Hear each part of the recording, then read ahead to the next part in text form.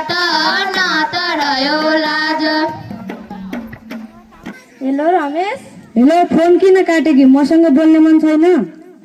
होइन, मैले कहाँ काट्नु र, नेट नै चलेको छैन, त्यही भएर हो। हुन त गाउँघरतिर सहर जस्तो हुँदैन। हो नि।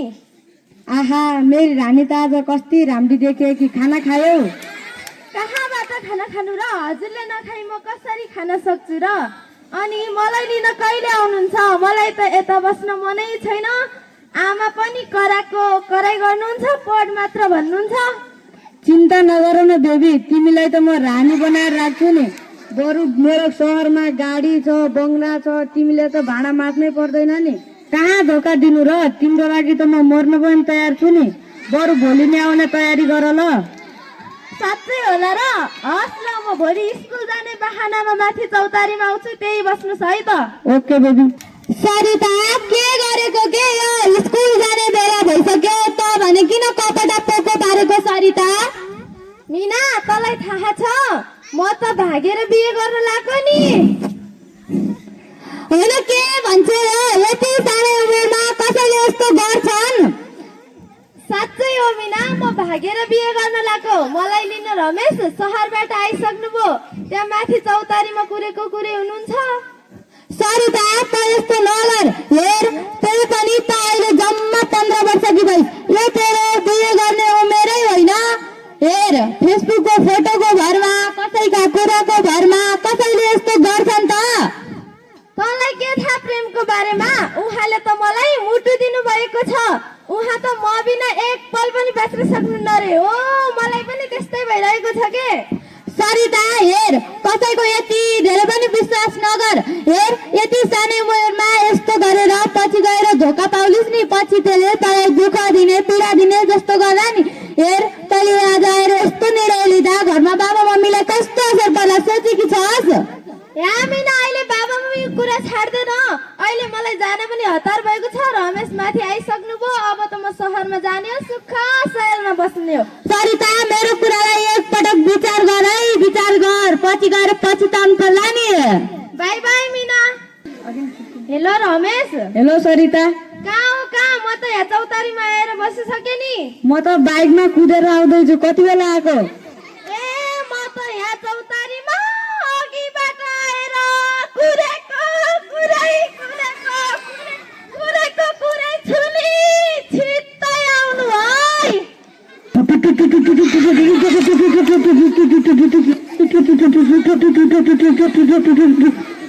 फेसबुकमा नक्कली कान्छीमा सरिता भनेको तिमी नै हो? फेसबुकमा नक्कले कान्छु म, रमेश भन्ने तिमी नै हो? हो। ए, त्यसो भए आउन ढिला किन गरेको नि? बाइक खै त? तिमीलाई एउटा गीत याद छैन? के गीत?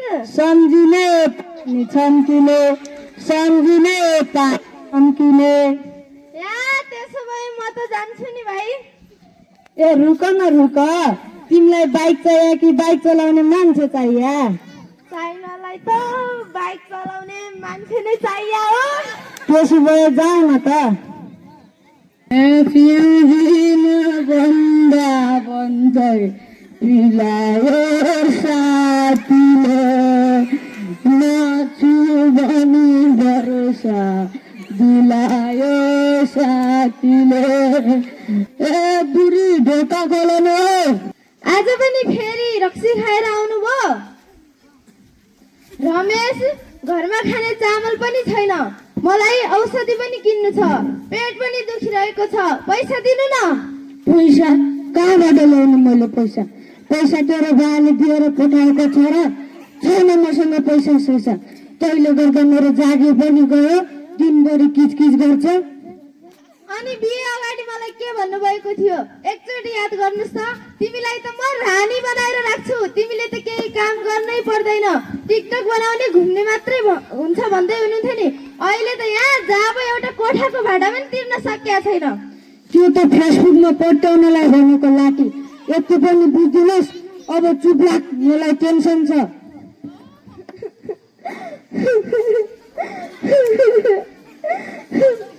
हे आमा, म किन भागेछु? न पढाइ रह्यो, न घर रह्यो।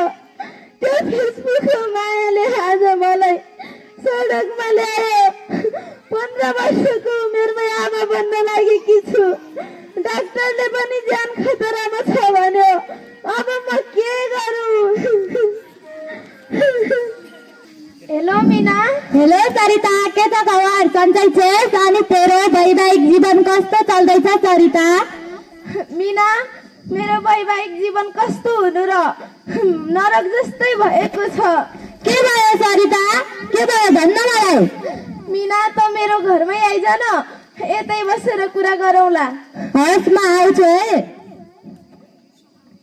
अहिले भर्खरै सरिताले मलाई फोन गरेकी थिए रुँदै फोन गरेकी थिए ऊ यता नआएको पनि धेरै बेला भइसक्यो उसको हाल खबर के छ भनेर बुझ्न उसको घरमा जाऊँ कि भनेर हो दिदी सरिताको घर यही हो दिदी सरिता ए सरिता हजुर ढोका खोल हामी आइसक्यौँ ए ढोका खोलेकै छ आइज न भित्रै शिक्षिका दिदी नमस्ते सरिता किन भुइँमा बसेको उठ्न माथि मीना बस्न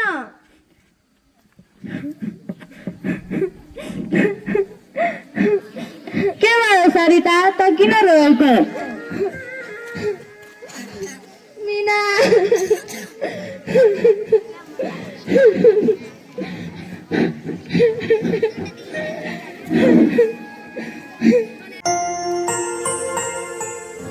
Godzop Nepal for entertainment and information.